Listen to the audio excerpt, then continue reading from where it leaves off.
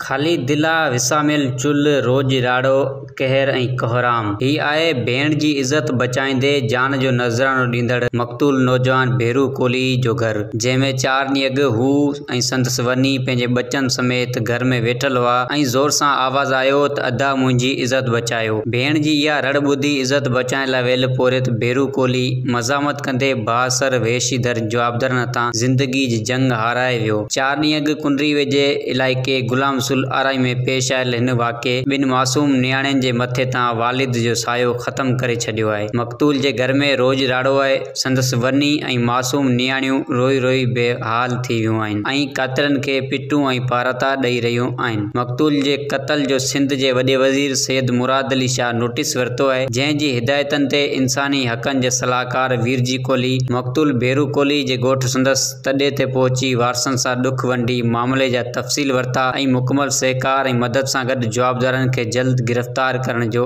ऐलान कयो। ॿिए पासे अॻूणे एमएनए किशन चंद पारवाणी बि मक़तूल जे तॾे ते पहुची ताज़ियत कई ऐं ॾुख वंडियो। इन मौक़े ते इंसाफ़ जे उसीअड़े में वेठल मक़तूल जे वारसनि वॾे वज़ीर जे सलाहकार वीरजी कोली, अॻूणे एमएनए किशन चंद पारवाणी ऐं ॿियनि टाइम न्यूज़ सां ॻाल्हाईंदे चयो त अदा हक़ीक़त साईं इहो आहे जो पेश इहो आहे जो हीअ अची पंजाबी निगरी मुंहिंजी ते हमिलो कयो हिननि, ठीकु आहे। निगरी ते जॾहिं हमिलो थियो तॾहिं आख़िर असां माण्हू कहिड़ो हो कोन, जॾहिं छोकिरा मुआरो जॾहिं भाउ ढोड़ी निगरी ते आयो तॾहिं पंजाबियुनि हुननि खे धक जा वारा कया, ठीकु आहे। हू त किरी वियो हलियो, छोकिरो त किरी वियो हलियो, किरी वियो ॿ ते माण्हू ई कोन हो। जॾहिं 2 शागिर्द इहो हुआ जवाब 2 हुआ, ठीकु आहे।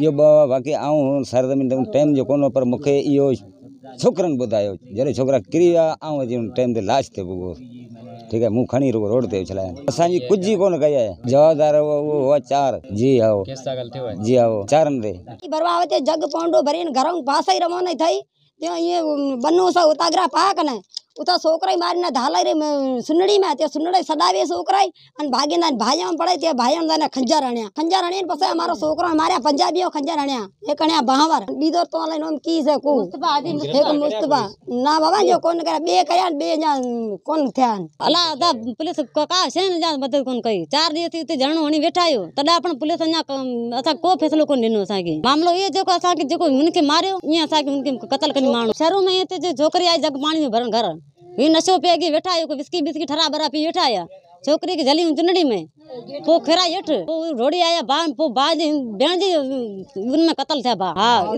इतना बा इधर ना छोकरी जिंदी हकीकत अदा इयो है छोकरी के मैंने जोरी जना पे कयो भान कढियो पे गुड त छोकरी रड़ियों कयो भा ढोड़ी आया इन वट ता ढोड़ी आया त हिन को हथियार अगे को खणी आया हुआ गड पंजाबी त छोकरन के मैंने जको पे ढोड़ी आयो त उन्हनि खे ढोड़ी ढोड़ी हिननि खंजर आया को कुआड़ियूं हुयूं फेरिंग पे हिननि कराई साईं। उहो जवाबदार आहे हिकिड़े जो नालो मोहसन, हिकिड़े जो बाबर मुर्तज़ा, खंजर हणण वारो असांजी मुर्तज़ा आहे। जी हा उहो गिरफ़्तार आहे। अञा 2 जेको आहे सो ॿाहिरि आहे। जी हा केस दाख़िल थियो आहे 4 ॼणनि ते। 2 गिरफ़्तार आहिनि 2 अञा कोन थिया आहिनि। मूं राब्तो हींअर ई राब्तो एसपी त पुलिस सां मूं एसपी सां ॻाल्हायो ऐं एसपी चए थो त उहे पंजाब भॼी विया आहिनि हितां खां। पोइ उन जे लाइ हाणे इहे कानूनी तरीक़ेकार इहो हूंदो आहे त जॾहिं को बि क्रिमिनल हिकिड़े सूबे खां ॿिए सूबे में हलियो वेंदो आहे त पोइ होम डिपार्टमेंट असांजो जेको आहे उहो लिखंदो तव्हांजे IG खे, पोइ IG जेको आहे उते जंहिंजा नाला ॾींदासीं ऐं FIR जी कॉपी गॾु ॾींदासीं त उनखे गिरफ़्तार करे असांखे पेश कंदा सिंध गवर्नमेंट खे, सिंध पुलिस खे। सो इहो तरीक़ेकार आहे। बाक़ी इहो आहे त पुलिस जे मामले में हिते जेके माण्हू 2 जवाब फौरी तौर ते गिरफ़्तार थिया आहिनि ऐं जीअं उनजे वारसनि चयो आहे ऐं ॿिया सिविल सोसाइटी जा माण्हू हुआ, हितां जा लोकल माण्हू गॾु हुआ ऐं जीअं हुननि चयो तीअं पुलिस FIR दाख़िल कई आहे। माण्हू 2 गिरफ़्तार आहिनि। उन मुख्य जवाबदार जंहिं खंजर हयो छोकिरे खे भेरो खे उहो बि गिरफ़्तार आहे।